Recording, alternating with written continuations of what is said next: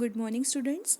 In our previous video, we have completed the three time periods of the history and the first paragraph of the geographical framework. So, today we will see the next paragraph, the second paragraph of the geographical framework. The Indus and the Ganga plains are very fertile. The Indus and the Ganga plains are very fertile. Fertile means people could grow crops easily. The land is very fertile of that area, so people could grow crops easily. That is known as fertile. So, the valley of river Narmada. These three places are very fertile. First one, Indus, second one, Ganga plain, and third one is the valley of river Narmada. These river valleys were areas where people settled first. Just remember, these are the places where people settled first. First one, Indus Valley, second one, Ganga plains, and the third one is valleys of river Narmada. These are the places where people settled first. This was because, right, there was some reasons behind that why people chose that places to settle first. So let's see the first reason, that is the river provided sufficient water for all their needs, right? The river provided sufficient water for all their needs, like their needs are drinking, cooking, or for doing or for cooking or doing any other work. They need water. So this is the first reason they settled near the river. Now see, the second one is the land near the river was very fertile. People could grow crops easily. The land near the river was very fertile.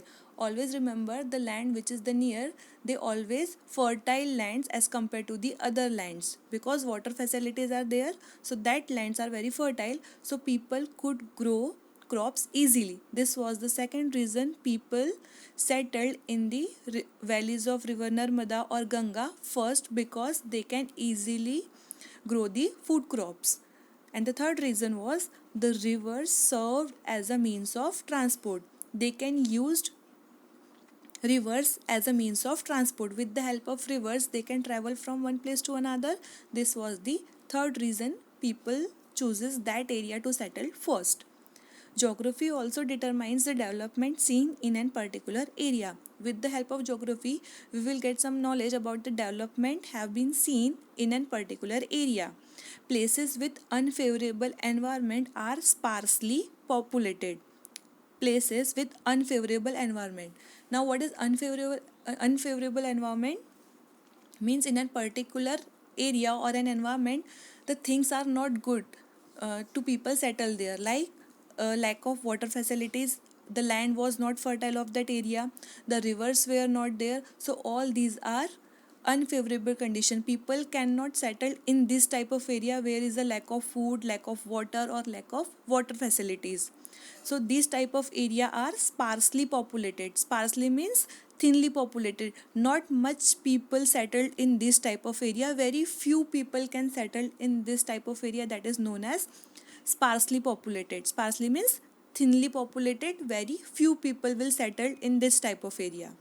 The culture that develops here is not much affected by the outside influences. The culture that is develops in this means the unfavorable environment are not much affected by the outside influences. On the other hand, areas where the environment is favorable are densely populated.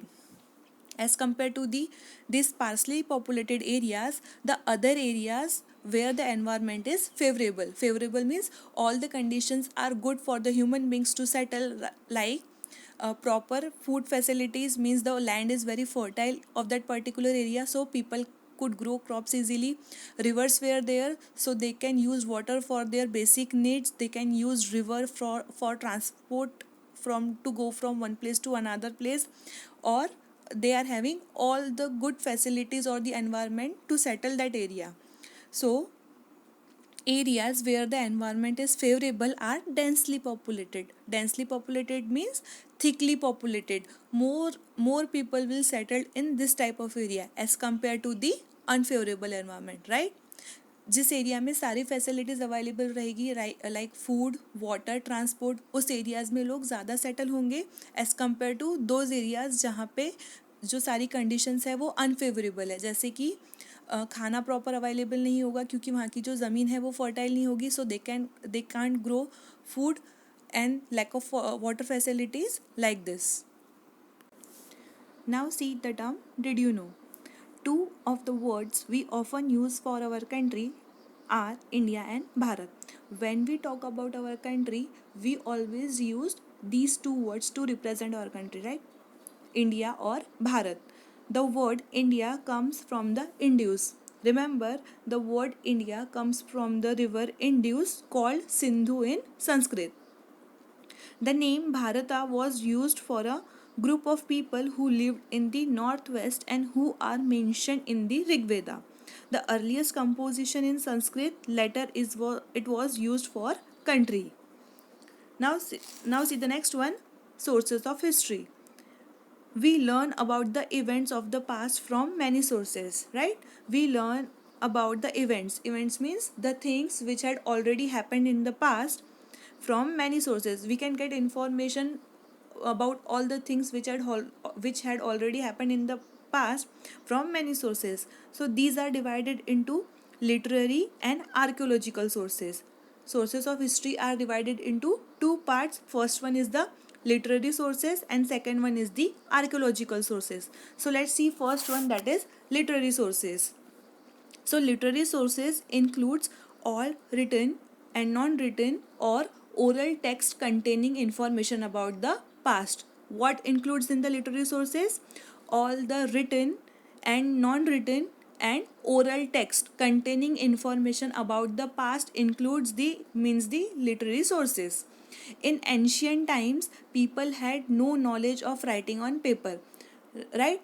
We studied already about this. In ancient times means thousands of years ago, people had no idea or knowledge of writing on papers. So that's why what they used for writing means they write on rocks, pillars, copper plates, clay tablets, and the palm leaves or the barks of birch. They used all these things for writing because at that time they don't know or they don't have any knowledge of writing on the paper. So they used the barks of birch tree or the palm leaves to write the books. So these sticks means they are used birch trees or the palm leaves to write the books. These written texts are called the manuscripts. Are now These are known as the manuscripts, and these manuscripts are preserved in monasteries or libraries. These manuscripts are now preserved, are saved in the monasteries or libraries. Now monasteries, what is monasteries? Monasteries is a place where monks live together. Now what is the meaning of monk? Monk means Sadhu.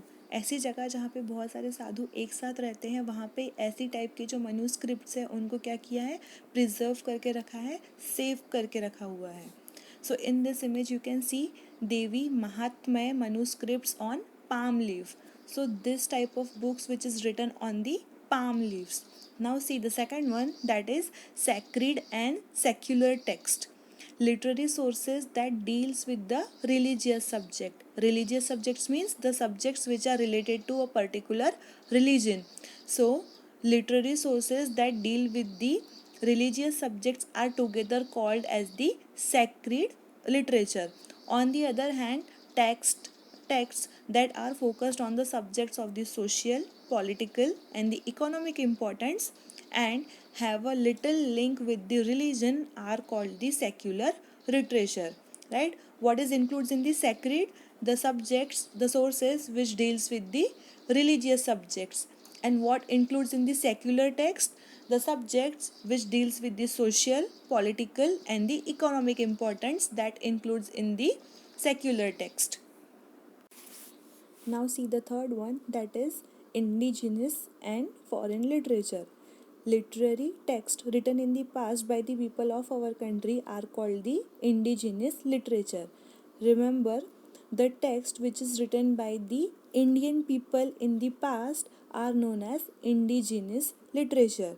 On the other hand, the text which written by the foreigners who visited India at different points of time and recorded their experiences are collectively known as the foreign literature.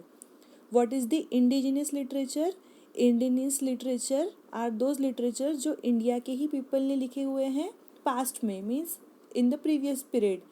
जो भी Indian people ने लिखे हुए हैं text उसको बोलते हैं indigenous literature.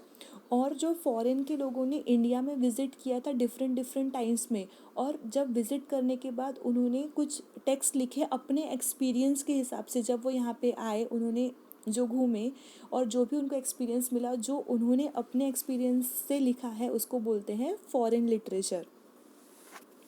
So besides there are some ancient literary sources.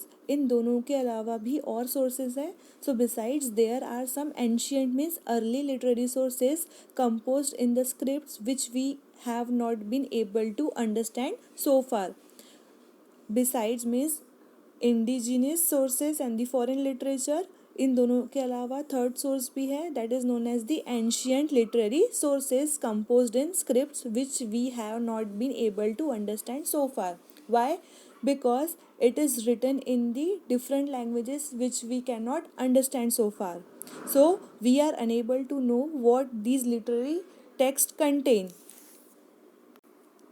The Harappan script is an example of such a script which we have not been able to understand what this type of literary text contain. So you will read more about this script in chapter 4. Now see the next one, that is inscriptions. What is inscriptions? Inscriptions means the words that are written on some pillars, rocks or walls. Means something which is written on the pillars, rocks or walls, that is known as inscriptions.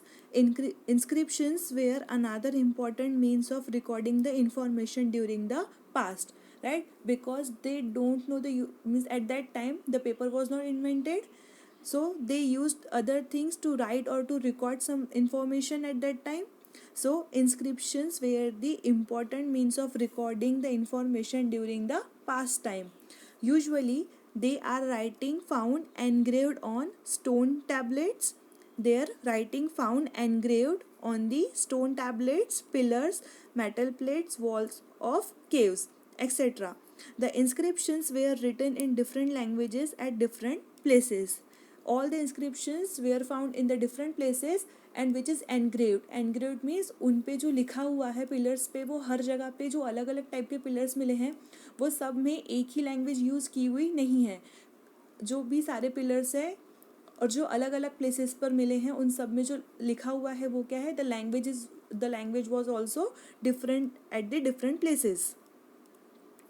The study of inscriptions is called the epigraphy. Remember, the study of the inscriptions is called the epigraphy. Now see, fragment of the sixth pillar edicts of Ashoka 238 BC. BC stands for before Christ in Brahmi. You can see in this image something is engraved on this stone which is unable to understand for us, right? We don't understand this type of language which is found in the Ashoka 238 BC, means before Christ, in Brahmi. So today we will stop here and the next archaeological sources we will start in the next video. Thank you.